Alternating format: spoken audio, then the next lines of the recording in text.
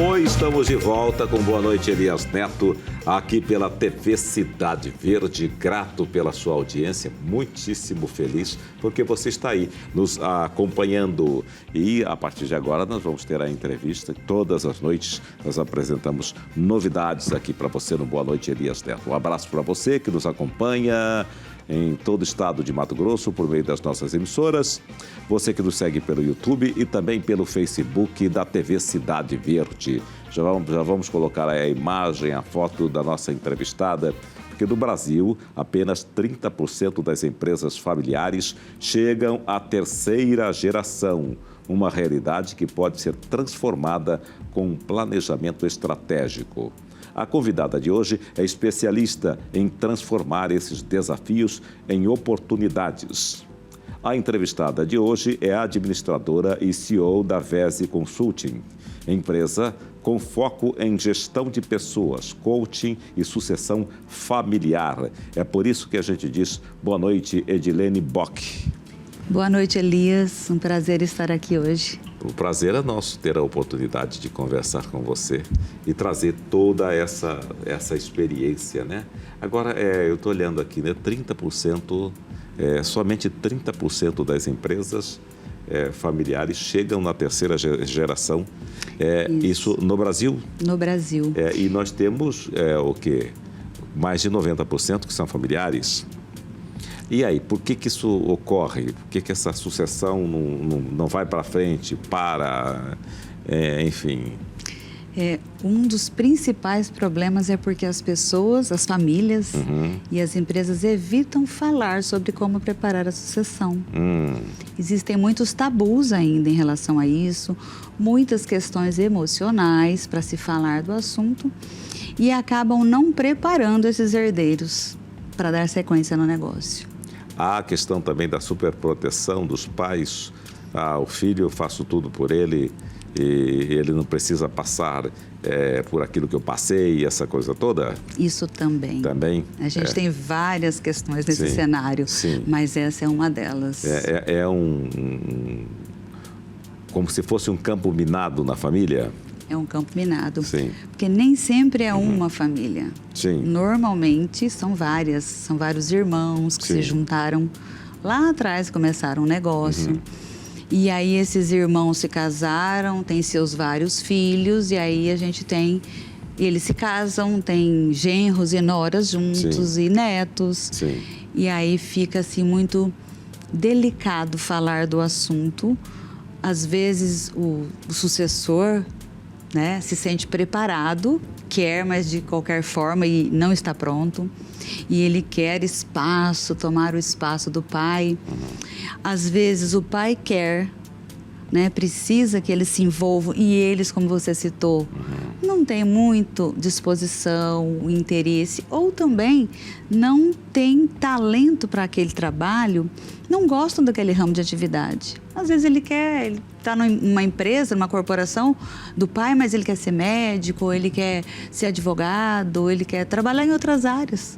Perfeito. Agora, você disse que as famílias crescem, né? Você tem lá os filhos e filhas, aparecem noras e genros, né? Para essa sucessão, é necessário separar essas questões.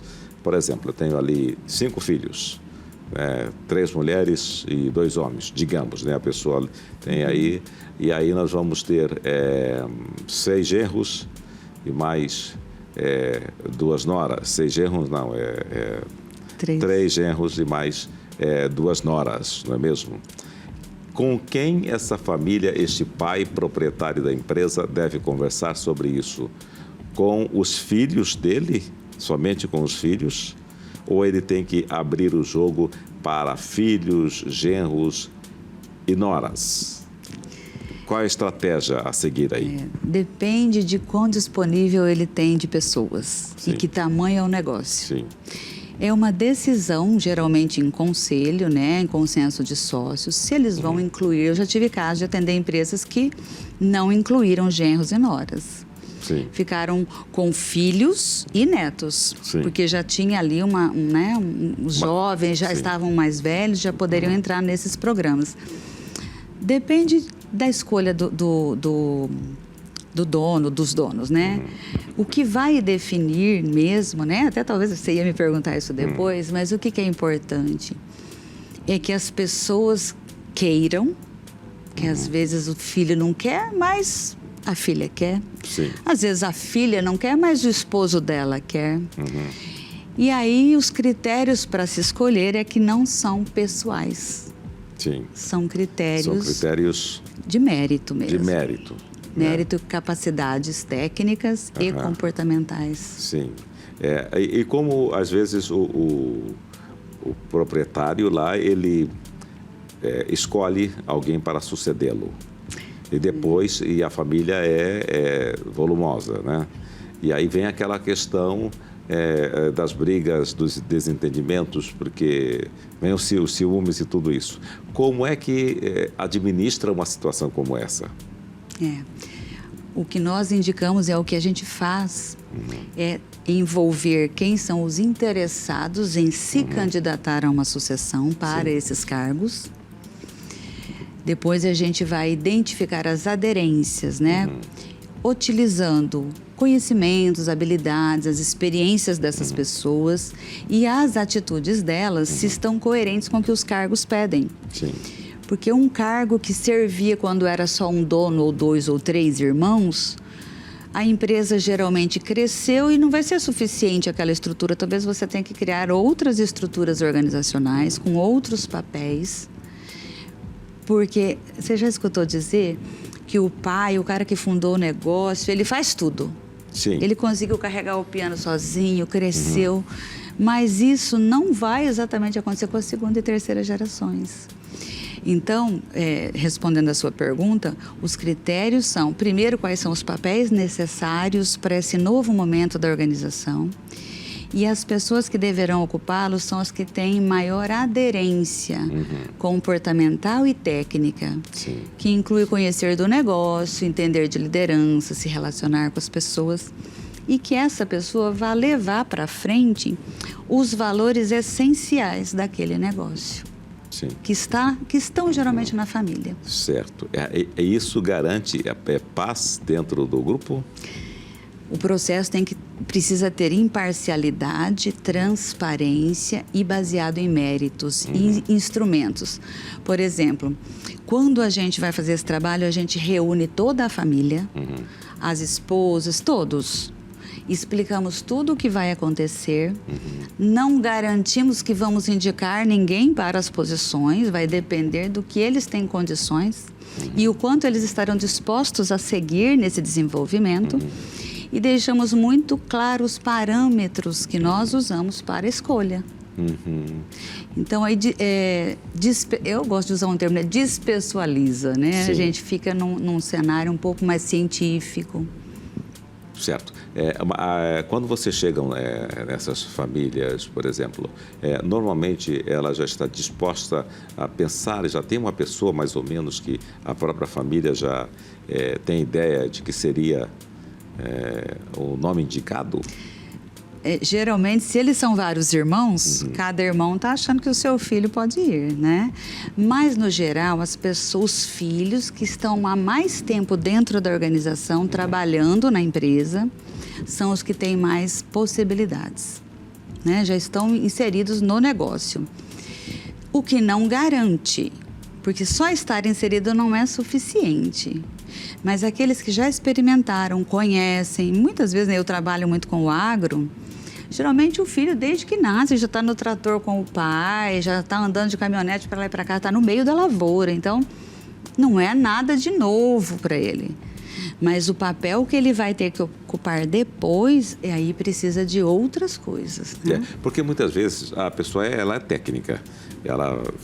Ótimo, desde cedo, já está no trator, já está montando a cavalo, vai para o curral e ajuda lá no plantio e tudo isso. Mas essa pessoa, ela é técnica.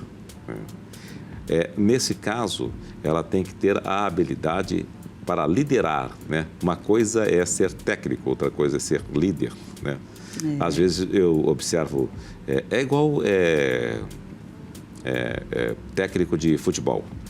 Quantos grandes jogadores que já tentaram entrar e ser técnico e as pessoas falam, não, esse cara entende pra caramba e coisa e tal. Mas ele entendia com os pés na bola, com o pé na bola, né? O tempo, o tiro que ele tem que dar daqui e ali para correr, para passar, para fazer. Essa administração ele tem na cabeça. A diferença é que quando ele vira técnico, aí é administrar pessoas, né? Exato. É muito difícil administrar pessoas? É diferente. É diferente? Conhecer a tarefa, né? O exemplo que você deu é brilhante, né? A gente tem vários casos. Conhecer a tarefa e como faz a tarefa é só uma parte, Sim. né?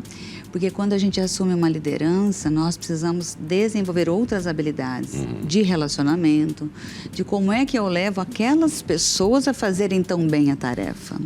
Por isso, só o aspecto técnico não é suficiente. Ele é importante, mas não é suficiente. E um dos pontos que a gente vê acontecer muito, né? Eu vou pegar o exemplo aqui do agro, mas acontece em todos os ramos, né? Desde pequeno, o menino ou a menina estão ali juntos e tal.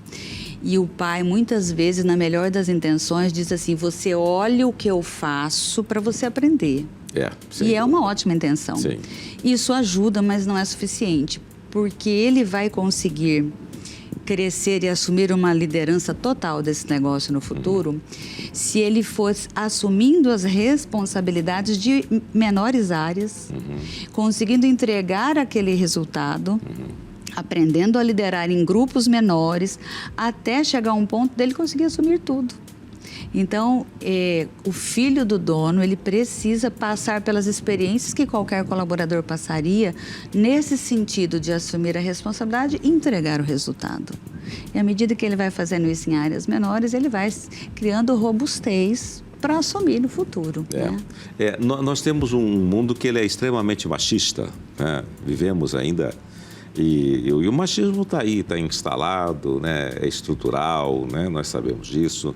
Aliás, o que muito se pratica ultimamente são essas coisas absurdas, né? No afazer do dia a dia, normalmente, se tem um filho, o filho acompanha o pai. A moça, a menina, ela dificilmente acompanha as atividades do pai. E muitas vezes, na família, você tem uma família com 2 filhas. E ela nunca acompanhou, não porque ela não quis, é porque ela não era permitida, né? Há casos, nos dias atuais, em que isso ocorre. E aí, como é que fica a sucessão lá na frente? Então, eu tenho até, assim, uma situação em que isso é muito evidente. Né? Especialmente em atividades como, né, essas que você citou. Chão de fábrica, indústrias pesadas, o próprio agricultura ou a pecuária, né, que são trabalhos mais brutos, vamos dizer assim. Existe, sim, muito ainda essa divisão, esse preconceito. E eu tenho um caso que é bem interessante, né? A pessoa tem um casal de filhos e o filho não quer. Não quer, né? Não tem interesse. Absolutamente. Ele quer ser um outro trabalho. Ele quer outras atividades que não tem nada a ver com aquela atividade Sim. da empresa, da família. E o pai, de forma muito sensata, a filha fez agronomia. Perfeito. E ele colocou ela. Mas eu diria que isso é uma exceção. Certo. No geral, as mulheres, elas ficam nas áreas mais administrativas, né? Financeiras e tal. Aí, assim, a parte mais chão de fábrica, que eu digo, né? Que é essa parte mais bruta do negócio, acaba ocupando pouco. Numa direção, existem vários cargos. Né? A gente tem, geralmente, um diretor executivo, um CEO, mas a gente tem um diretor financeiro, a gente tem um diretor administrativo, um diretor comercial. Então, são várias posições a serem ocupadas muitas vezes. Sim. Então, acabam que as meninas acabam ficando com essas outras áreas mesmo, no geral. Mas eu já tenho visto um movimento, viu, Elias? Por necessidade. Sim. Por pura necessidade mesmo. Ou eu vou colocar uma filha ou eu não terei um sucessor no negócio. E aí, então... Tem mudado muito lentamente. Existem as estratégias de transição harmoniosa. Existem. E aí, isso aí vai depender também do bom senso de cada um, do proprietário, enfim, de toda a família. Como encontrar a harmonia nesses momentos? Eu fico observando assim que A gente vê muito isso nos inventários. Às vezes a família é unida, a família grande unida, de repente tudo se esfacela a partir do momento que os pais partem, que os pais morrem, e aí ocorre um esfacelamento da família, porque vem as brigas, vem as desilusões, e as pessoas, um acredita que não pode fazer assim, que não é assim, que saiu perdendo, outro diz, não, mas eu cuidei deles o tempo todo, enfim. É algo assim muito parecido? É bem parecido. Então, a recomendação é a seguinte: existem 3 dimensões na sucessão. A primeira é patrimonial, que quando você vai fazer uma transição dessa, é importante que o patrimônio seja direcionado da forma certa, a documentação preparada, porque às vezes o sócio A colocou um veículo dele, o B não colocou, mas o B colocou um terreno, e assim começa o negócio. Sim. Né? Então, lá na frente, quando esse patrimônio já está maior, é importante que seja dividido certinho, escrito e deixado muito claro o que é da empresa e o que vai ser pessoal. Sim. O segundo aspecto da sucessão é a reestrutura e a criação de uma governança, né? Quais serão os novos papéis? Esse fundador, ele não vai sair do negócio, mas ele passa a ocupar um papel de conselho, onde ele ajuda a dar diretriz e cobra resultados, ao invés dele ficar carregando o piano o tempo inteiro. Ele sai daquela operação mais desgastante. Então, é importante criar todos os papéis e, geralmente, nessa hora, para evitar toda esses desentendimentos e muitos conflitos, faz-se um acordo de sócios. E esse acordo reza o quê? Tem que dizer todas as regras, até se a pessoa da família pode usar o veículo da empresa para fazer um trabalho para ela, se ela pode chegar lá e pedir a secretária para fazer as finanças dela, enfim, tudo isso. Baliza todas as regras para ficar bem separado tanto os papéis dentro da empresa e muitas vezes a pessoa vai continuar sendo sócia, mas não vai ter um papel de executor na empresa. Sim. Ele é um acionista e, sob ser um acionista, ele tem lá os dividendos dele, mas ele não está na operação, ele não vai interferir. Ele vai ter lá os momentos que ele vai fazer isso junto do conselho como sócio, mas ele não vai ficar interferindo no dia a dia. Esses acordos de acionistas são outro instrumento importante. E depois é a estrutura de responsabilidade. Esse presidente de um conselho, qual é a responsabilidade dele? E a gente cria também um conselho de família, para que a família tenha algumas informações e esteja a par do que está acontecendo naquilo que refere à família, né? A falta de comunicação é um grande problema para gerar os conflitos, os desentendimentos. Sim. E a terceira dimensão é a da escolha e preparo dos sucessores. É a falta de comunicação ou a comunicação correta? As duas coisas. As duas coisas. Existem casos assim que as pessoas não comunicam o que está acontecendo, não há uma clareza para todos. E aí as pessoas, o grupo fica um pouco dividido, porque fulano de tal tem uma informação, aquele lá não tem, enfim. E por que assim, uma coisa que eu observo, que às vezes, não que eu acompanhe, né, mas que eu ouço falar nessa questão de sucessão, é que as pessoas não estão preparadas para assumir, nem sempre estão preparadas para assumir. Né? Qual seria o papel do pai, por exemplo, nesse caso, em preparar esse filho, essa filha, para assumir? Ele tem que direcionar para que ela tem que trazer para a empresa o tempo todo, tem que direcionar para que elas já decidam com antecedência se vão ou não vão seguir a carreira dele? Então, eu vejo que enquanto pais, a gente pode mostrar o que é o negócio e trazer para dentro quando eles são mais jovens, para eles irem conhecendo aquele universo, os valores, o propósito, por que aquele negócio existe, o que ele faz além de receber dinheiro e pagar conta, né? E ali o filho, ainda criança ou jovem, começa a entender o que acontece. À medida que ele chega na hora de escolher a faculdade dele, aí é a hora dele entender se já está na hora dele ir para dentro da empresa ou se ele quer outra profissão. Às vezes ele nasceu com um dom e com um sonho de cuidar da saúde das crianças. E às vezes aquele negócio não tem a ver com isso. Sim.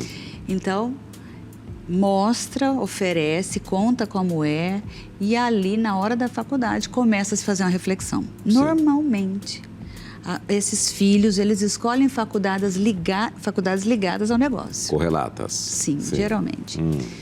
Mas ainda assim, feito essa escolha, ao longo do caminho, aí é observar. Às vezes você tem um filho que é altamente criterioso e será um excelente especialista para a sua empresa. Sim. E pode, com essas condições e habilidades, acrescentar muito ao negócio, com um grande especialista. Sim. E ele não precisa necessariamente ser o CEO da empresa. Exatamente. Esse conselho, você falou, tem que existir um conselho consultivo. Esse conselho, ele precisa ser com pessoas da família ou ele não? Seria interessante pessoas de fora, que tenham um olhar de fora para aquele objeto? O conselho de administração, por lei, precisa ter conselheiros de fora. É importantíssimo. Sim. É legal, é uma questão Pode de lei. ter gente da família, mas tem que ter gente de fora. Isso.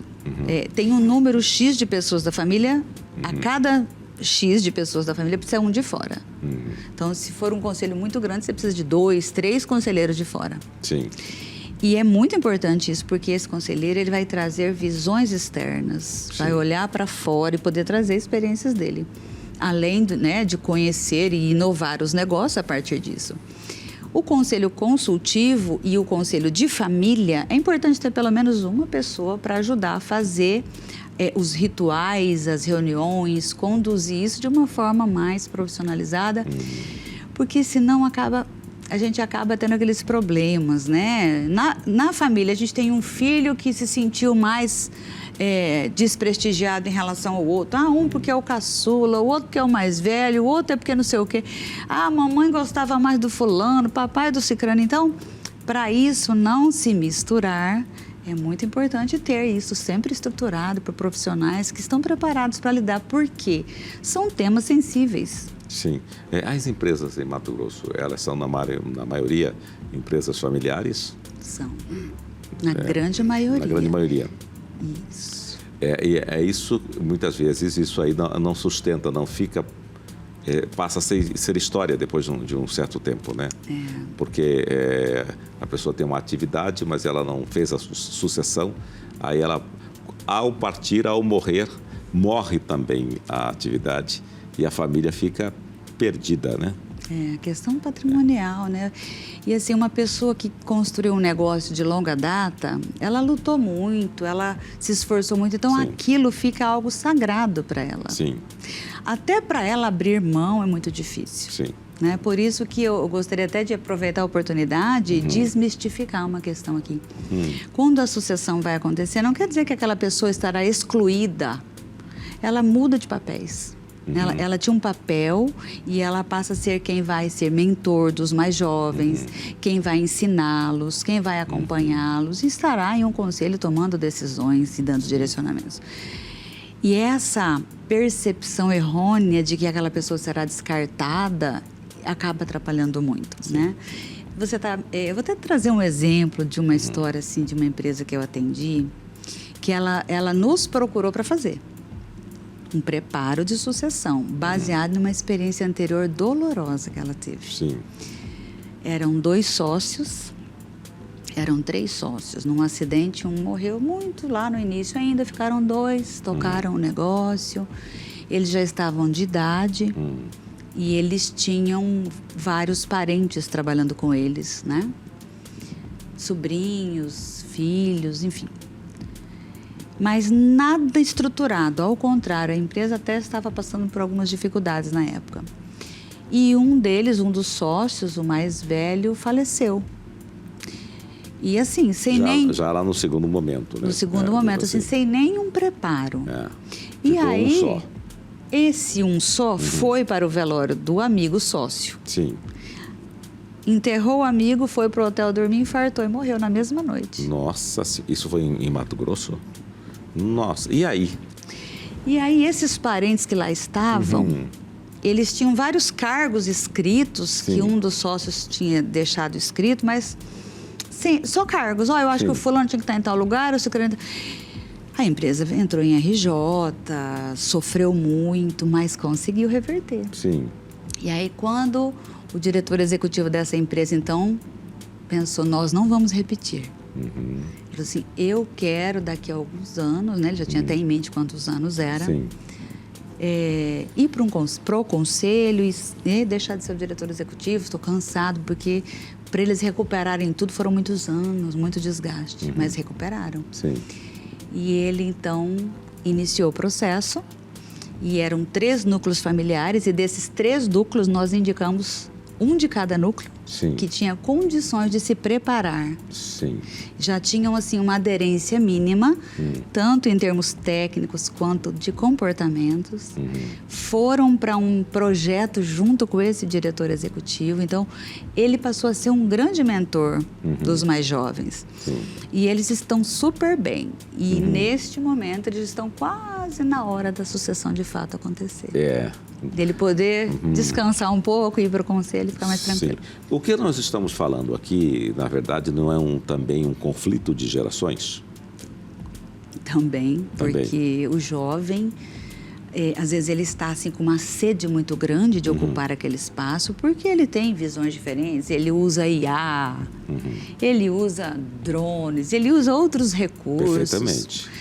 E ele quer implantar aquilo porque ele vê que funciona. Sim. E a gente tem aí, né, os mais, não é uma regra, né, mas os mais maduros, né, querendo manter os padrões. Isso sempre deu certo assim. Sim. Né? Então, sim, existe sim um grande conflito. Mas o programa, ele ajuda a identificar cada coisa. Se for um jovem afoito, né, achando que já está pronto, e já me aconteceu várias vezes, né? Eu tive uma experiência muito legal. E esses dias ele me ligou, me mandou um áudio, estou com áudio ali, né? Ele tinha 25 anos, tinha trabalhado apenas de analista em algumas empresas, assim, coisas muito básicas, nunca tinha trabalhado no negócio da família. E no dia que a gente foi fazer uma das etapas com ele ficou muito bravo.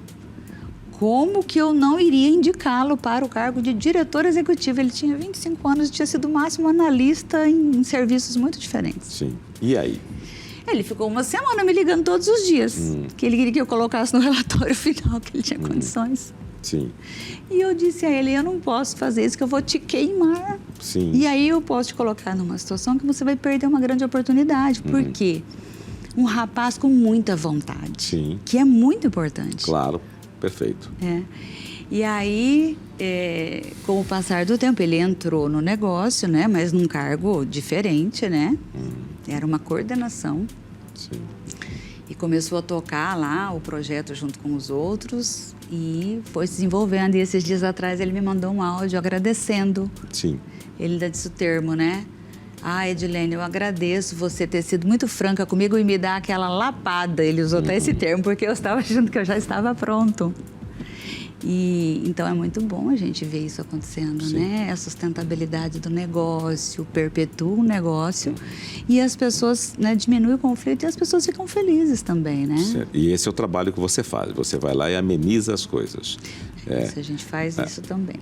E aí como chegar, às vezes, perceber que a animosidade está muito grande, as pessoas estão querendo justamente aquilo que elas acham que é correto. Como é que você administra esse conflito? Então, a empresa que nos procura, de alguma forma, ela já chegou à conclusão de que ela precisa fazer algo estruturado. Sim. Hoje, Elias, a maioria das empresas não procuram. Não, a gente E aí é o caminho da ruína. É o caminho da ruína. O que a gente tem visto muito, né? A empresa, ela é tamanho médio e ela não consegue daí. O fundador parte ou pega uma doença, uma enfermidade muito intensa que não consegue mais trabalhar e vira um grande conflito entre os filhos, porque não tem nada combinado, nada decidido, ninguém preparado, todo mundo achando que está. E acontece isso, né? E o negócio perece. Sim. E aí a gente tem funcionários sofrendo com isso, fornecedores, diminui próprios bancos começam a não querer mais financiar, enfim. Então, isso é o caminho da ruína. A gente tem visto muitas empresas sendo vendidas tão logo o fundador. Sim. É uma confiança que não se pode perder, né? Porque esse tempo todo o fundador adquiriu confiança, né, com o sistema bancário e tudo isso, né? Agora, existem casos, empresas que eu acho que ainda existem aqui em Mato Grosso, todo o Brasil.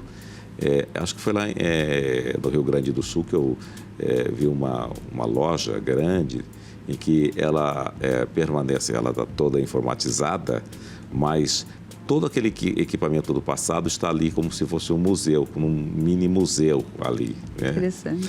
E tem também uma emissora de rádio, a primeira emissora que eu trabalhei nela, em que a proprietária, ela administrava junto com o marido e depois entrou uma filha dela, né? A outra, que também gosta muito, foi embora para Londres, ela é professora lá. Né? Olha como é que são as coisas, né? E a gente percebe, por exemplo, nessa emissora de rádio também existe um museu de como era. Eu acho isso muito interessante, que você conta a história da evolução dentro da própria empresa. Nessa loja que eu vi lá, no Rio Grande do Sul, a mesma coisa. Que são aquelas máquinas registradoras, aquelas máquinas assim grandes, coisa e tal, aquelas todas, né, não são nem analógicas ainda, são mecânicas e tudo isso, né? Entretanto, ela está na inteligência artificial, né? Aí vem o conflito, se caso o proprietário, né, o fundador, não tenha essa visão, né?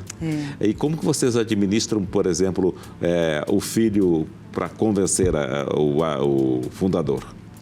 Então, todo o trabalho é pautado em ciência e no que o mercado precisa para aquele cargo. Se você for contratar alguém no mercado para sentar nessa cadeira, o que ele precisa saber fazer, que resultados ele já tem que ter dado, que experiências e o que ele consegue entregar. Então, o parâmetro é o mesmo. Quando a gente chega no conselho, né, ou na reunião dessa diretoria para apresentar todos os dados, porque tem esse momento que reúne todas as pessoas da família que estão envolvidas no negócio para receber essas informações. Nós pautamos eles de forma totalmente transparente com os critérios que a gente usa para identificar essas pessoas. Deixamos muito claro para pais, filhos, fazemos as recomendações, né? Olha, essas e essas pessoas podem ir para o cargo XYZ, se quiserem, vão ter que se desenvolver, mas elas têm condições. Essas e essas a gente indica para outros papéis na empresa e às vezes a gente diz, essa pessoa nem quer. E muitas vezes ela está ali pressionada porque o pai quer que ela queira. E ela não tem coragem de dizer para o pai, é tão sagrado tudo que você construiu, mas eu não gosto, não é isso que eu quero.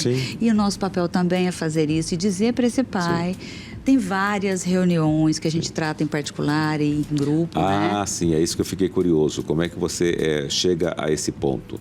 Você entrevista cada pessoa, você conversa com cada pessoa, faz um trabalho de se aprofundar na mente daquela pessoa para saber exatamente o que ela sabe, o que ela não sabe, o que ela quer, o que ela não quer. E aí você leva lá para a reunião geral. Isso, a gente faz como se fosse um processo seletivo, porém considerando os valores também e medindo a experiência técnica dela através de cases e de liderança. Então, e a gente entrevista pessoas do convívio profissional daquela pessoa. Nós aplicamos instrumentos para ver tipo de personalidade. Vocês fazem questionários? Questionários e outros são plataformas até americanas que a gente usa para a pessoa conhecer o tipo de personalidade dela e a gente correlacionar perfil dela com o que aquele cargo pede. Porque a gente constrói o perfil ideal do ocupante do cargo, independente de quem seja. Depois a gente correlaciona essas duas coisas e faz a devolutiva com a pessoa. E ali mesmo a gente já ajuda essa pessoa construindo um plano de desenvolvimento para ela, seja para o cargo A, B ou C ou para aquilo que ela for indicada.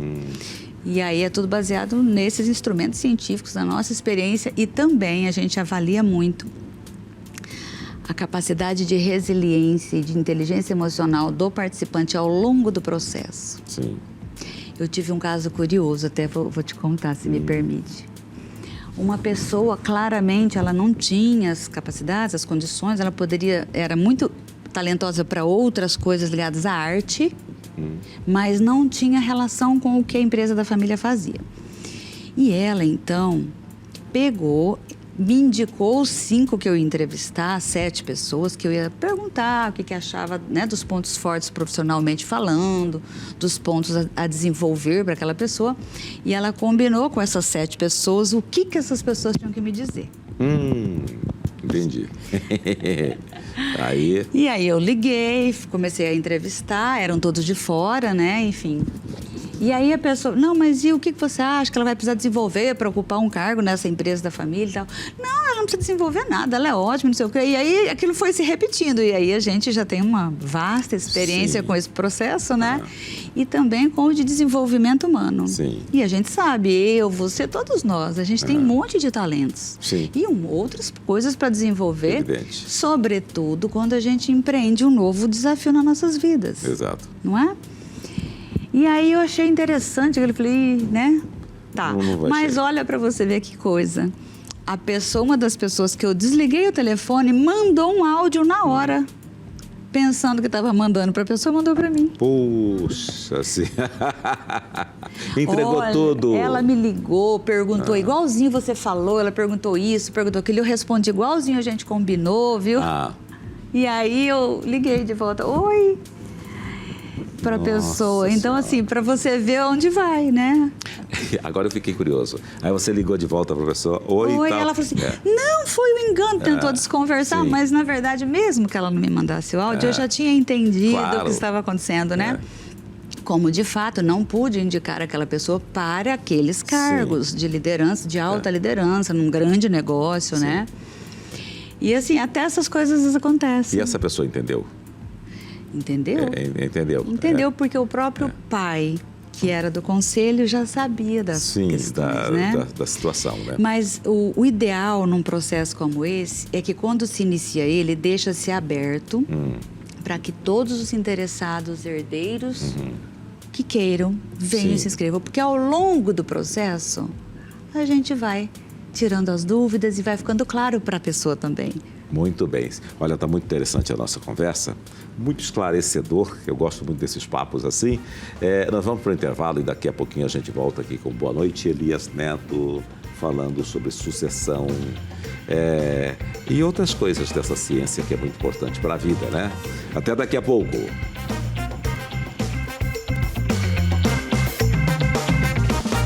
E nós estamos de volta com Boa Noite, Elias Neto, aqui pela TV Cidade Verde. Estamos falando sobre sucessão com a Edilene Bock.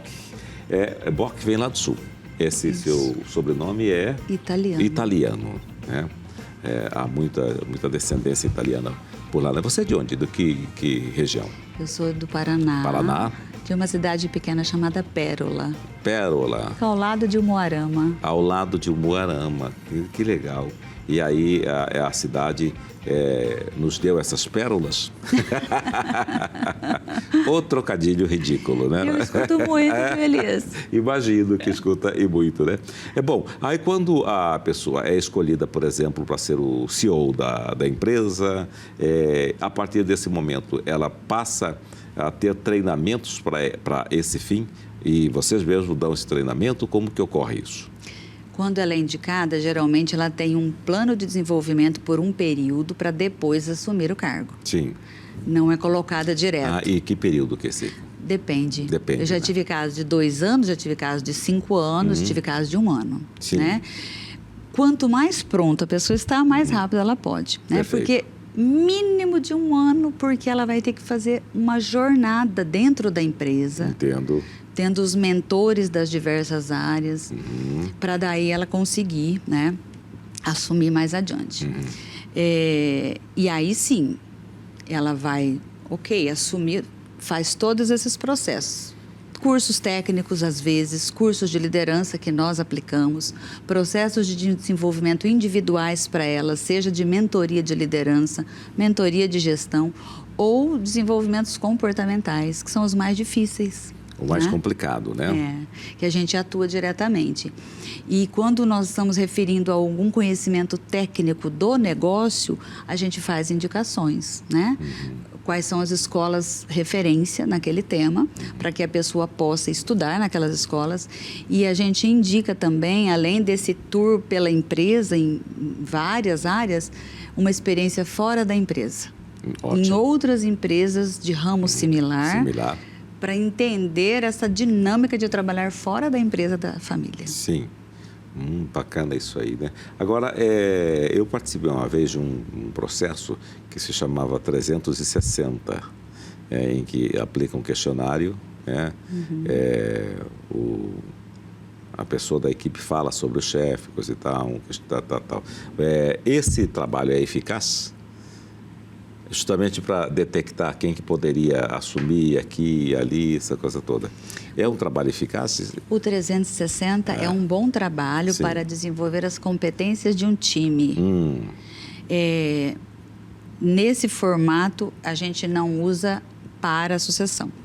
A gente usa uma partezinha dele. As entrevistas, sim, mas todas ligadas aos candidatos ao cargo. Sim. Esses herdeiros que se candidatam aos cargos. Você disse que tem gente que em 1 ano ele consegue se ascender. Outros demoram aí 5 anos. É um tempo do curso de medicina, né? Ocorre da pessoa lá no 2º ano falar, não dá, coisa e tal, e abandonar as ideias. E aí o que acontece quando ocorre esse abandono? Fazer o quê? Então, não me aconteceu nenhuma vez isso, né? Porque mas eu já estou te preparando, olha só, tá vendo? Isso é importante. Mas assim, são vários cargos, como a gente falou, e várias pessoas. Sim. Né? Já tivemos situações de não ter um familiar para indicar a um determinado cargo. Sim. Eram vários e não ter nenhum com nem condição de se preparar mais. Sim. Aí a gente sugere à empresa 2 formas de ocupar esse cargo. Alguém que seja da empresa e não seja família, e que já está ali há muito tempo e tenha ascendendo já, e tenha condições, e queira, né? Sim. Queira se esforçar para, porque é um grande esforço. Ou trazer alguém de fora e fazer uma integração de valores com essa pessoa, especialmente identificar nessa seleção se aquela pessoa que vem tem valores similares ao do negócio, ao daquela organização. Caso tenha, traz. Não tem, não traz.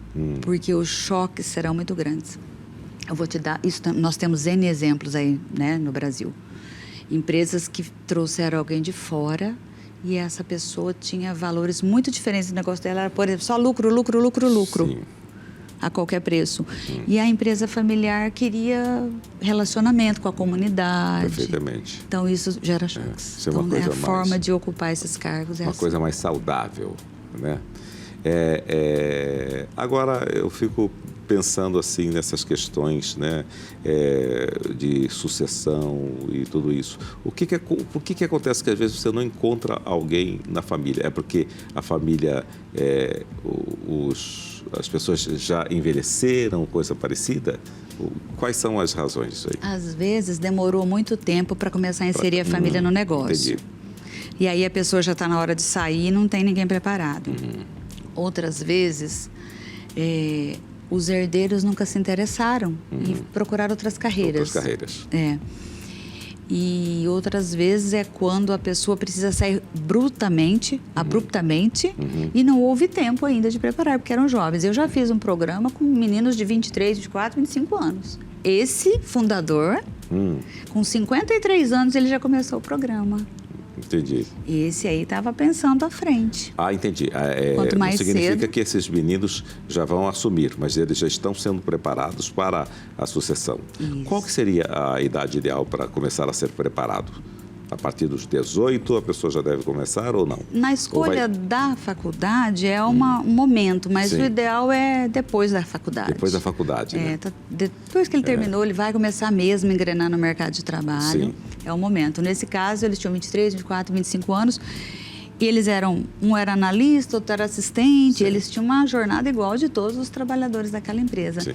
E durante o processo, um assumiu a primeira liderança de coordenação e a outra subiu para o nível de analista. Então, ou seja, eles foram crescendo um pouquinho e tinha um desenho já para eles. Sim.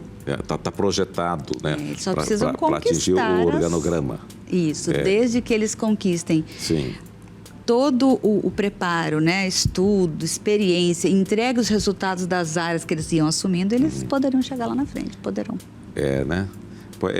Não deixa de ser, é o quê? É científico isso aí, né? E você gosta porque você era administradora, Aí você fez uma transição e foi para essa linha aí, né? Por que você fez a transição de administradora para trabalhar com pessoas? Eu adoro, gente. Se bem que administrador também trabalha com pessoas, né? A diferença é que agora, né? Agora eu desenvolvo os adultos para eles chegarem onde eles querem. Sim. Eu nasci para isso. E eu amo o que eu faço. Né? Eu super me identifiquei, tem 12 anos que eu fiz essa transição, Sim. há 12 anos atrás. E eu estudo muito porque comportamento humano muda todo dia. A gente não, né? É uma caixinha de surpresa muitas vezes. Mas eu amo muito o que eu faço e sempre, na verdade, eu sempre gostei de ensinar. Que bom. Sempre amei. Você já foi professora? Então, olha só para você ver, lá em Pérola eu fiz magistério, mas eu não dei aula, porque aí eu me mudei para Mato Grosso e aí fiz um curso de técnico em contabilidade e entrei na administração de empresas. Mas parece que sempre esteve na minha veia isso, né? Esse desejo de ensinar, de ajudar as pessoas a se desenvolverem. E eu acredito muito, Elias, no talento do ser humano. Para mim, todos nós temos muitos. Temos um talento. No mínimo um. No mínimo um, né? É preciso encontrar, né? Buscar e aflorar, fazer aflorar aquilo, né? E aí seremos felizes, né? Usando os nossos talentos. Né? Sem dúvida. Você já pegou casos assim de pessoas que estão totalmente fora de função, mas e estão infelizes, estão muito preocupadas, estão tristes?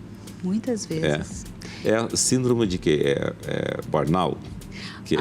Quando a pessoa está nesse caso, ela precisa de ajuda médica, inclusive, né? Mas o meu exemplo, né? Eu era sou administradora, mas eu atuava com gestão e eu não estava mais feliz. Sim. Mas eu já vi muitas pessoas assim. E aí existe até um processo chamado coaching de carreira, que a gente faz com essa pessoa para ela entender qual é o novo passo de carreira dela. Certo. Como aconteceu comigo. E faço muito. Então, às vezes, a pessoa está muito desmotivada, desanimada. Os ciclos na nossa vida, eles vão encerrando. Verdade, sem dúvida. E aí eles encerram e a gente precisa dar um novo passo, né?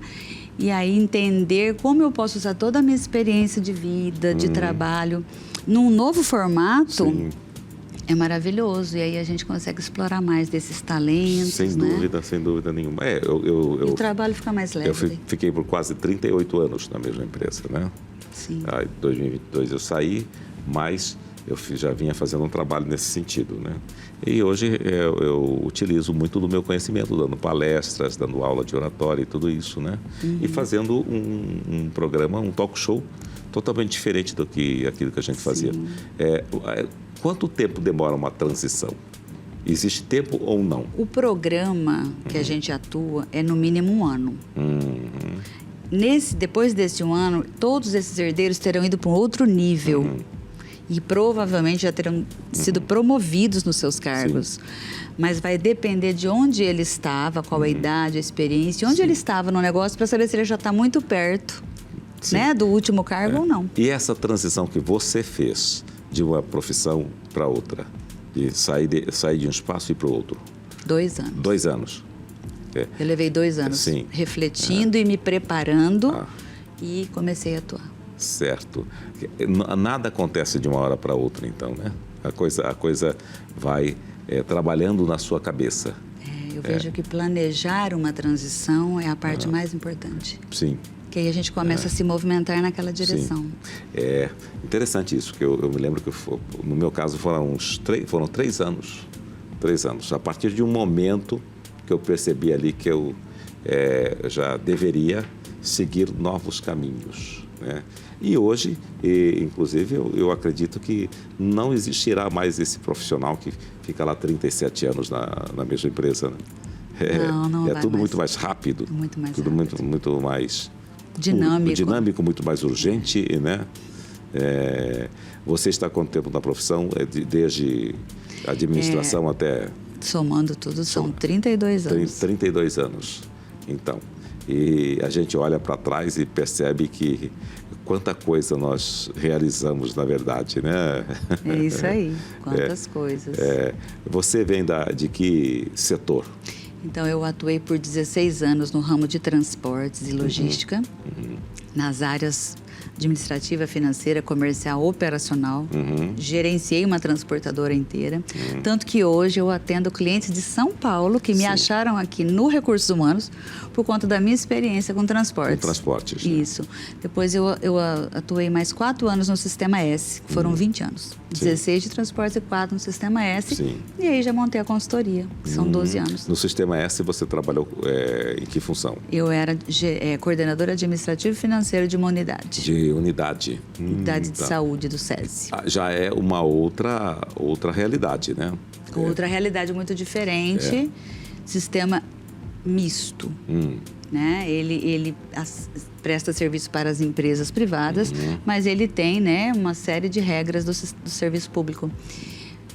No que se refere à contabilidade, coisa assim. Então, uma experiência maravilhosa que foi para mim, que me ajudou muito, inclusive quando eu atendo hoje clientes que são do ramo do serviço público, porque acontece bastante.